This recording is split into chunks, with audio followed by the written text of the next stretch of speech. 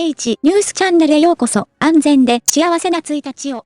皆さん、この特別なショーへようこそ。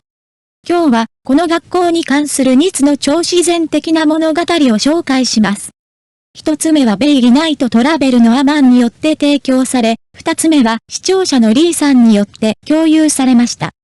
ストーリー提供だけでなく、抽選プレゼントとしてコミックス3冊をご協賛いただきましたオマン様に心より感謝申し上げます。抽選にご参加いただくために最後までお付き合いください。友達全員に伝えてください。これは商品と答えが用意された宝くじです。ビデオを最後まで見た後にのみ参加でき、チャンスは大幅に増加します。夜行旅行は誰もが経験したことのある冒険ですが、アーマンは夜行旅行中に珍しいことに遭遇しました。さて、アマン自身の一人称で語られる最初の物語に入りましょう。私の名前はアマン大学生です。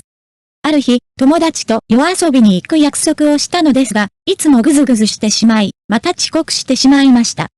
到着すると、嬉しそうに挨拶しました。みんな。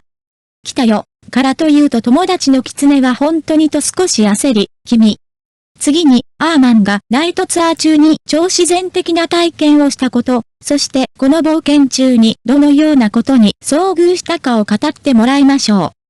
最後に、アマンが提供する刺激的なコミック本が当たる抽選会に参加することを忘れないでください。どうしてこんなに遅いんだろう。私は頭をかいて、ごめんなさい、ごめんなさい、ごめんなさいと言うしかありませんでした。そして狐は今日の夜のツアー会場の紹介を始めたが、目の前には100年は経ちそうな荒廃した教室があった。まさか学校にこんな場所があるとは思いませんでした。今は夏ですが、この建物を見ると体が冷えるのは心理的な影響でしょうか。フォックス氏は続けて、この場所はかつて日本軍の病院であり、常に軍の管理下にあったが、その後大学に移管され人文社会科学部となり、外部に開放されたと紹介した。すると、別の友人のアホンが、そうは言っても、うちの学校は本当に不気味なんです。私たちの学校の寮に行ったことはありませんかと言い私は思い出してそうだ。あの建物はとても奇妙な外観をしている。とアホイさんは言いました。そうですよ。この土地は、かつて日本軍の処刑場だったと言われています。その不満を抑えるために、寮はヘリンボーンの形に建てられたのです。その時狐が口を挟んで探索しながら話しましょう。教えてあげましょう。誰もが荒廃した教室に入り、アーマン、フォックス、アーホーが学校に関する様々な不思議な話を聞くのを聞きながら、古代の雰囲気を感じながら歩き始めました。このナイトツアーは、誰もが学校の背後にあるより深い謎に満ちた歴史に導かれるようです。あの寮はダメだよ。まだまだ超自然的な出来事がたくさんあります。以前、寮に住んでいた先輩がいたのですが、夜中に静かに勉強していたところ、突然後ろに人の気配がして振り向くと、壁を突き抜けて白い人影が歩いてきました。恐怖のあまり寮の廊下に駆け込んだが、まさか寮生全員が列から飛び出し、その日寮にいた全員が壁越しに白い影を見たことが判明した。これは壁を通り抜けた男の有名な伝説です。なぜ笑っているのと聞かれたので、バカみたい。もし壁を通り抜けることができたら、女子寮に行ったのに、と言うと、他の人も笑い始めました。この時、私が別の話をすると、ファーボールって聞いたことあるとアホイと狐が興味津々でファーボールって何と聞いてきたので先輩の話を始めました。とても仲の良かった大学新入生4人。ある日、そのうちの1人が猫を拾いました。4人は寮でこっそり猫を飼うことに。次第にクラスメート全員が何かがおかしいと感じ、新入生4人は引きこもり始め、他人と話すこともなくなり、授業が終わると寮に戻って猫と遊ぶようになった。彼らの目も奇妙で冷たくて奇妙になりました。その後、新入生の会話を先輩が聞いたのですが、その中の一人が、猫が一番喜ぶものは何か知っていますか？毛玉ですよ。と言っていたのですがその時先輩はよく知っていたので冷や汗をかきました。新入生がやっていたという意味です。昨年、寮で誰かが最上階で動けなくなり、正常な思考ができなくなり、頭がワイヤーに引っかかったことが判明した。重力加速度の影響で二人は直接分離され、分離した頭部がたまたま寮に落ちた。その後、いくつかの儀式の後、学生たちは他の寮に移され、その寮は物置として使われなくなりました。この時、私たちの中で唯一の女性、シャオカオが話しました。彼女は言いました。その頭は猫奴隷のはずです。私が興味深く彼女にその理由を尋ねるとシャオカオはこう答えました。伝説によれば猫奴隷とは猫に愛され守られる人のことであり死後も猫奴隷は猫に愛され守られる人です。先輩は魂が猫に生まれ変わることを望んでいます。もしかしたら、先輩は死後も猫になって寮に残ったのかもしれません。それを聞いた誰も概要な気持ちを抱かずにはいられませんでした。この超自然的な話は寮の全員を不気味にしました。シャオカオは続けて、猫はこうやって毛玉、人間の頭をつつき続けるのが好きなんだよ。それを聞いてみんなが人間の頭で遊んではいけないと言い急に少しかわいそうな気持ちになりました。私たちは先に進み、手術室のドアまで歩きました。アホウは行き過ぎたと感じて、そろそろ出発しようと提案した。狐はためらうことなくドアを開け、中に入った後、みんなを安心させました。怖がらないでください。ここはこれから改装される予定です。今はすべて空です。ほら、中には何もありません。さあ、入ってください。入ってください。しかし、私たちは皆ドアの外に隠れて、中に入る勇気がありませんでした。シャオカオは隅に何があるのか尋ねました。狐は注意深く見て振り向いて言いました。大丈夫、それはただの血が滴る手術着です。私たちは安堵のため息をつきました。それはただの手術着であり怖いものではないことがわかりました。しかし、狐は急に言葉を変えて、ちょっと待って。そんなはずはない。どうして廃病院で手術用ガウンが血を滴らせているの？と言いシャオカオは驚いて話すの早めて。逃げて。と言いました。私たちはすぐに逃げました。手術室から出てきた時突然狐が私の名前を叫びました。おい。友達が急いで私を外に連れ出し外の芝生の上に座りました。私は恐怖で震えながら、友達に感謝の気持ちを込めて言いました。私を救ってくれて、ありがとう。一泊旅行の経験は私たちに衝撃と恐怖を与え、そして私たちはお互いの存在をさらに大切にするようになりました。どういたしまして、怖くて動けないのは普通のことだと言って、私を慰めてくれた人もいました。しかし、私は首を振ってそうではないと言った。シャオカオは何が起こったのか不思議そうに私に尋ねました。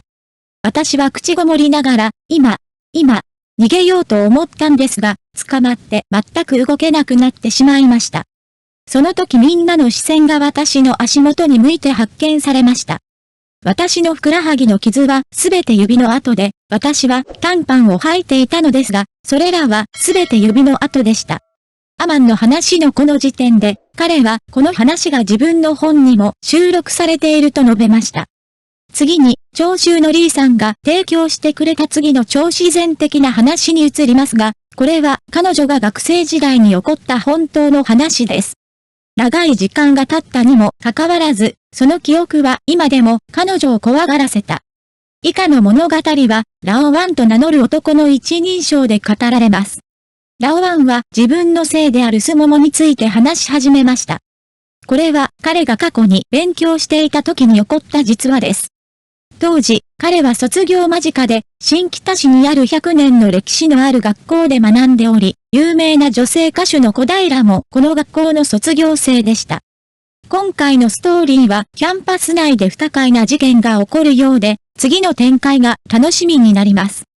この物語は梅雨の季節、毎日午後3時になると予定通り大雨が降り、空がだんだんと夜になったかのように暗くなっていきます。主人公は学校の保健部長で、行動の片付けを担当しています。そこで、彼と先生は講堂の鍵を手に入れ、ドアを開けて掃除する準備をしました。この日彼らが向かったのは、講堂や男女トイレがあるとあるビルの5階だが、普段は人も少なく掃除も比較的楽だった。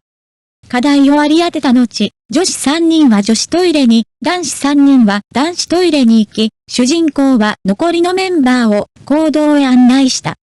講堂のドアで鍵を使ってドアを開けようとしたが、鍵が差し込めないことが判明した。逆に差し込んだと勘違いし、再度試し、ようやく差し込んだのですが、不思議なことにキーが回らなくなりました。左に曲がっても右に曲がってもドアハンドルが回らない。悩んでいると、後ろで床掃除を待っていた男子生徒が焦り、自分で掃除することにした。しかし、彼でもドアを開けることはできませんでした。主人公は鍵が差し込まれているが回らないと説明しようとし、状況は混乱する。ついにクラスメイトの男子生徒は、出て行け、俺がやる。と別れを決意した。この時、主人公は脇に身を乗り出し、講堂のドアの前で遭遇した奇妙な状況を説明しました。特に全体の掃除計画は奇妙になり、ドアの謎の故障も彼らの好奇心と不安を呼び起こします。この経験は彼らの広範な活動の中で忘れられない場面となり、学校で語られる超自然的な物語の一つとなりました。引き継いだ後、彼もドアがとても開けにくかったので顔をしかめていました。彼がますます強く開いた瞬間、私はすぐに鳥肌が立つのを感じました。私は子供の頃からちょっとした霊感体質で何かを感じると鳥肌が立ちます。私はおばあちゃんからもらった平和のを早速手に持ちました。次のシーンでは誰もが愕然とした。ドアは開いていたものの、ドアを開けた男子生徒は何かに吸い込まれたようで、シューッという音を立ててドアの中に吸い込まれ、飛ぶように中に飛んでいきました。彼は振り返って言った。誰が私を押したんですか？全員が顔を見合わせ否定するように首を横に振った。これ以上変な雰囲気にならないように、みんなで急いで床を入ってください。床を吐きながら皆と気まずい表情を交わし、入り場後、早く照明をつけようと提案したが、ステージの照明はつかない。修理申請書を書いて先生に戻る準備をしました。しかし、舞台照明が壊れていたため、当たり一面心惨になり、誰も近づこうとはしませんでした。この時、私が男子トイレと女子トイレに見に行く間、先にみんなで床を掃除するように提案しました。男子トイレ、女子トイレの状況は予想通り、普通の光景だった。しかし、講堂に戻った時、目にしたものに歓喜がしました。ドアの明かりが消え、暗闇だけが残り、歓喜が襲ってきたのを感じました。そんな環境の中で、私は平静を保とうとしていたが、心の中の不安は強くなっていった。この超自然的な体験は私たち一人一人に忘れられない印象を残し、学校で語られる超自然的な話の一つになりました。女子トイレに行こうとした時、突然クラスメートの女子生徒が泣き叫ぶ声が聞こえたので、急いで駆け寄り、何が起こったのか尋ねました。同級生の女子生徒は青ざめた顔で、あなた、中を見てください、と言い、女子トイレに入ると中には女の子が2人いて、1人は気を失い、もう1人はうずくまっていました。隅っこで震えて泣いていた。電気がついていなかったので近づいてみると、一番奥のドアが突然開いて、顔のない女子学生が現れました。私はあまりの恐怖に叫び、泣き、急いでクラスメート2人をドアの外に引きずり出しました。先ほどの場面を思い出して、女子生徒の顔は無表情ではなく、黒い顔だと表現した。私は完全に怖くなって、急いで教室に戻りたかったのです。そう思っていると、男子トイレから悲鳴が聞こえ、同級生の男子たちが慌ててそこに駆け寄ってきた。そこで、講堂の向こうにいる生徒も含め、私たち生徒全員が急いで教室に戻りました。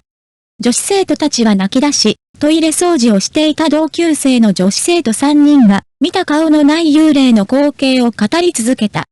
男子生徒らによると、男子トイレで誰かが鏡に向かって手を振ったという。教室全体が混乱し、誰もが恐怖を感じました。この蝶つね現象は学校中に広まり、生徒全員にとって忘れられない蝶つね現象となった。振り返ると他に誰もいないことに気づきました。講堂を掃除していた女子学生2人が、ステージ上にはっきりとした立体的な黒い影が現れたと泣き叫んだ。ドアを開けた男子生徒は誰が押したのかと怒って罵り、男子生徒は転落した。私たちが彼を押したことを否定すると、彼は下を見ると靴底に黄色い紙が貼り付いていることに気づき、それを拾い上げて見つめ、丸めて脇に捨てました。その後、状況を理解した担任の先生が、心配しないで、放課後に様子を見に行くから、と冷静に言いました。私たちは前回の授業を続けて、この奇妙な1日を過ごしました。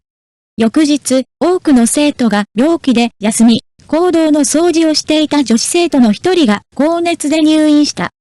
トイレ掃除をする多くの女の子が同じような夢を見るのですが、その夢の中で顔のない女の子がベッドの横に立って彼女たちを見つめ、毎秒小さなコマを見下ろしています。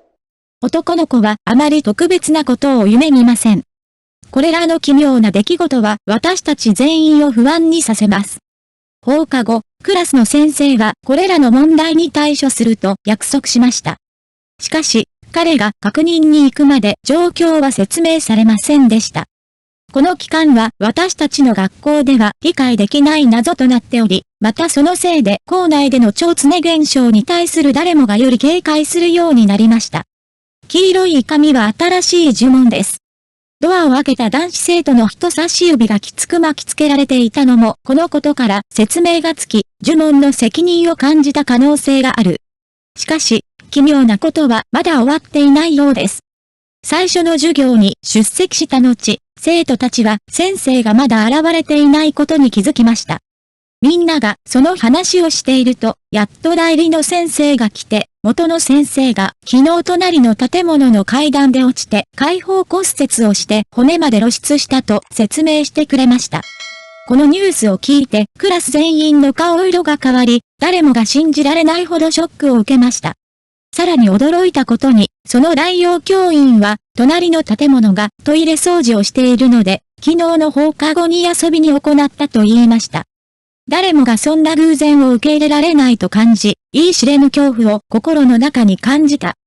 そこで私たちは数人のクラスメートと重い心と不安を抱えながら、授業後に隣の建物に行く約束をしました。講堂のドアに到着すると、ドアの真上に真新しいが掲示されているのを見つけて驚きました。男子クラスメートが昨夜その落としたのではないかと推測されているが、今日、代わりの教師が真新しいを置いた。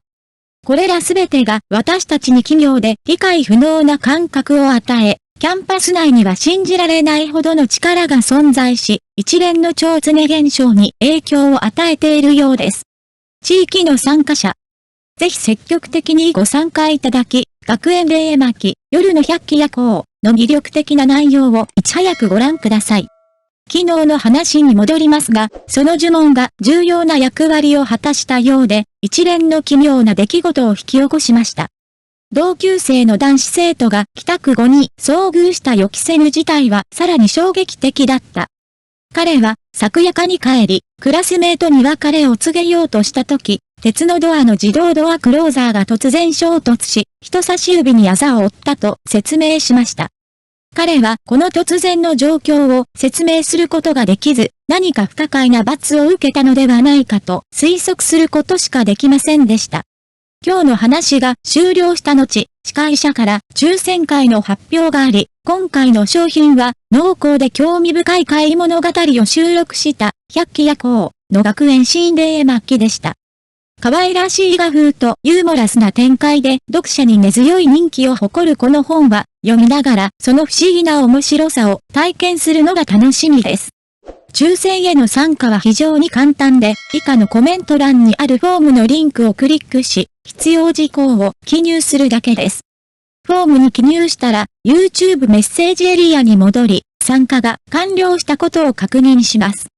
この抽選会は台湾本島限定となりますので、ぜひふるってご参加いただき、百鬼夜行の学校霊巻が当たる幸運な方にお越しくださいますよう、よろしくお願いいたします。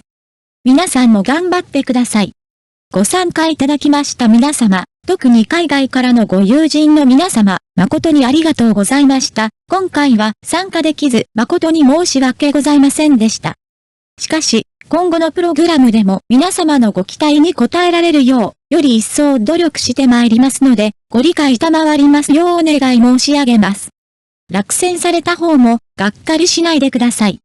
ぜひ、百鬼夜行の学園霊巻を購入されることを強くお勧めします。この本には、豊臣で興味深い超常現象が含まれており、ぜひ読んでください。今日のプログラムはここで終了です。メッセージエリアはさらに多くの超自然的なストーリーで更新されました。他に興味のあるトピックや共有したい独自の超自然的なストーリーがある場合は、お気軽にメッセージエリアでお知らせください。ご参加いただきありがとうございました。また次回お会いしましょう。再度のご参加をお待ちしております。